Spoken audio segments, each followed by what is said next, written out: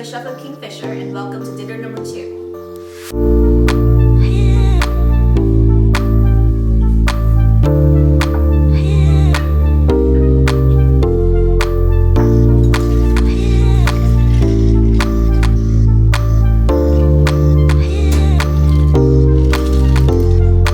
Hello, my name is David Ty. I am the General Manager and Beverage Director for the upcoming Kingfisher in beautiful Golden Hills, San Diego. I'm here at my home bar, as you can probably tell. There's a good chance if you're watching this, you're probably home as well, because you are participating in our take-home series. We cannot thank you enough for joining us on this. There's a lot of great food options here in San Diego. There's a lot of places you could have gone. There's a lot of things you could have done with your night tonight. You chose to come with us and get a preview of what Kingfisher is going to be. Kingfisher, in my opinion, really rests on two key elements. The one, Vietnamese food. Not only the authentic and traditional dishes that you know and love and have encountered over the years, but also lesser known dishes, uncommon dishes, and dishes that are influenced and really pull from the California scenery here. To go with that, there's also going to be a bar program. It's meant to be forward-thinking and progressive, taking ingredients not just from Southeast Asia, but from pretty much anywhere we want, to complement the food, to really bring you something fun, something unique, something different, and something that we think is really going to elevate the San Diego bars. So again, thank you for joining us, and we hope you enjoy your meal.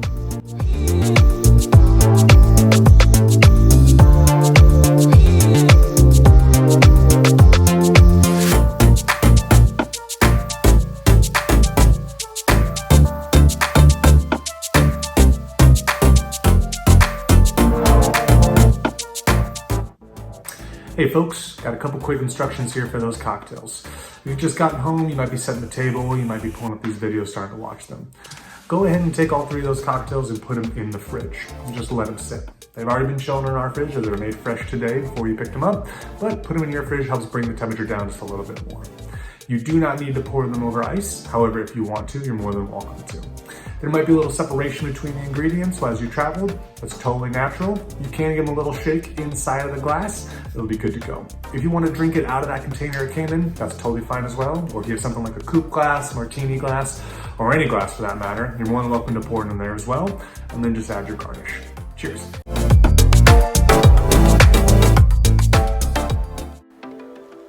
Let's get started with our first course, which is our citrus marinated beef.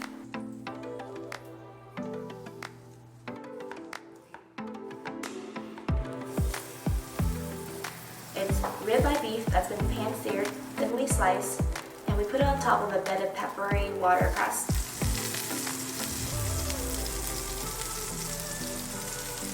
To dress it is a calamansi dressing with black pepper. We also added some fried shallots on top of the salad and toasted rice powder. Please enjoy.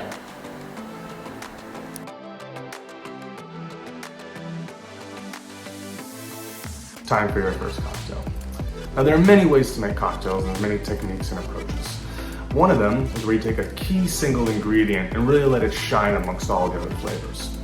The opposite of that, however, is when you take multiple ingredients and have them all blend so that none stands out, but they create a whole new flavor altogether. We're going to be doing the second one on this cocktail. We started with the base cocktail called the Business, which is an old school classic cocktail from early 2000s out of New York, and essentially is just gin, lime, and honey. But then we added 4 other flavors on top of that, which all blend together. There's classic Thai basil, there's a chrysanthemum tea, which we infuse into the gin, there's Korean cucumber, which is going to give you that fresh cucumber snap, and the last one is actually an aloe liqueur called Chirot, which is made here in California. All these flavors blend together to help bring out a nice acidic note, which is going to pair well with your dish. Enjoy.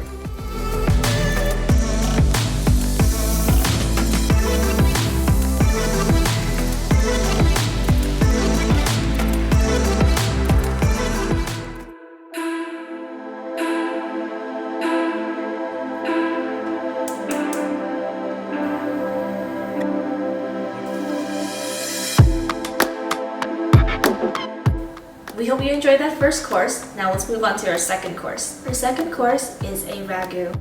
Ragout was brought to Vietnam by the French during the French imperialism era. Each family had their own recipe of ragout, and each region also has their own recipe of ragout, so it can get a little confusing.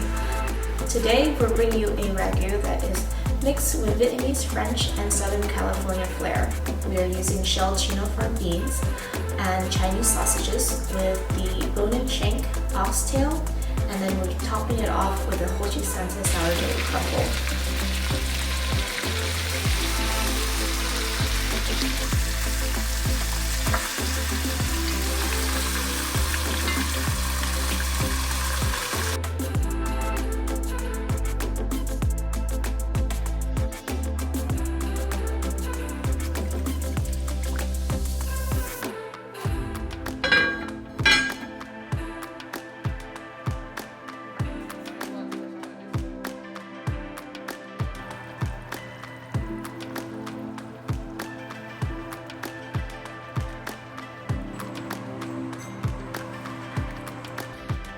Welcome back, folks. It's time for your second cocktail.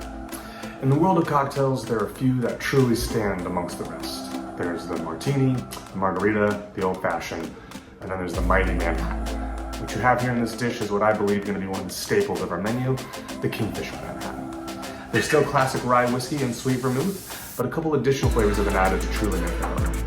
First, there is a Verna, which is an Italian Amaro, which is a very dark and slightly bitter and complex spirit out of Italy. And then there's something known as East India Solera Sherry. There are two types of sherry. There's Vietnamese and Osso, which are each aged for 12 years, and then blended together and aged for a further 3 years. This mimics the 17th century process of sherries leaving from Spain, traveling to India, and then coming back and aging and maturing inside their casks. There's then a final ingredient, though, that comes very much out of left field, and that is something known as Solomon's Seal. Solomon's Seal is a flowering plant in which you can take the leaves and turn into a tea. We've taken that tea and we've infused it into this drink to give a very, very distinct flavor. You get all that richness of the whiskey, the dark complexity of some of the Amaros, and then you get a nice, dry, nutty flavor, which actually comes at the back end from the sherry. If you ever come across Solomon's Seal in the wild, however, enjoy the leaves, but don't enjoy the berries. They are poisonous. Enjoy.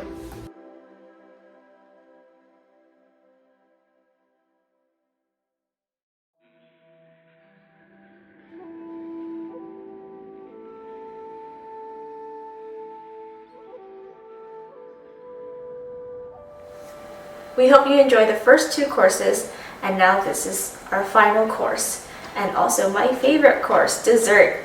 And for dessert tonight, we have flan, and on top of the flan, I decided to float a little bit of a Japanese cheesecake for texture.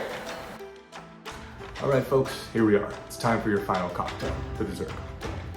About a year and a half ago, I got to travel to Vietnam. I got to explore Saigon and really take in a lot of the flavor and culture of that wonderful city. And while there, I got to experience one of the most ubiquitous and well-known of all the Vietnamese dishes. And it's actually not a dish at all. It's Vietnamese coffee. For those of you who are coffee drinkers, you're probably familiar with what it is, but for those of you who are not, Vietnamese coffee is high octane. It is full throttle and it absolutely will wake you up. And it's delicious. There's many ways it can be served, but we decided to take an iced Vietnamese coffee that had some cream added to it as the base starting point. Now there's no ice in this cocktail, but there's going to be plenty of flavor. We start off with some Mr. Black coffee liqueur out of Australia, which is a phenomenal coffee liqueur to say the least. And then we bump it up with some French cognac and some Jamaican black rum. There's a little bit of Jaffard vanilla added for a touch of sweetness, and then also some egg white and heavy cream to give texture and feel. There's finally 2 last ingredients that really take it to the next level. There's some toasted pecan bitters, which are made out of Los Angeles, and then we also added a royal milk tea that was turned into a milk syrup. Royal milk tea is a little small blue and white can that you find at the Asian grocery stores. You might have had it before, you might have seen it. It really ties this drink all together. We hope you enjoyed this meal and thank you so much. Cheers.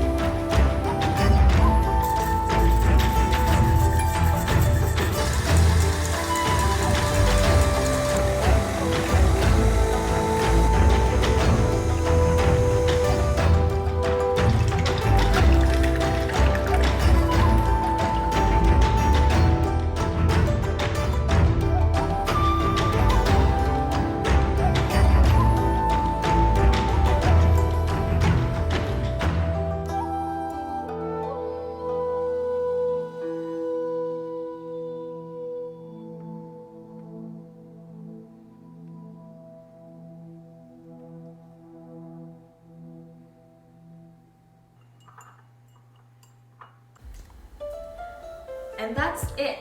I hope you enjoy our dinner with us tonight, and please join us again for our third dinner on November 13th. We hope to see you again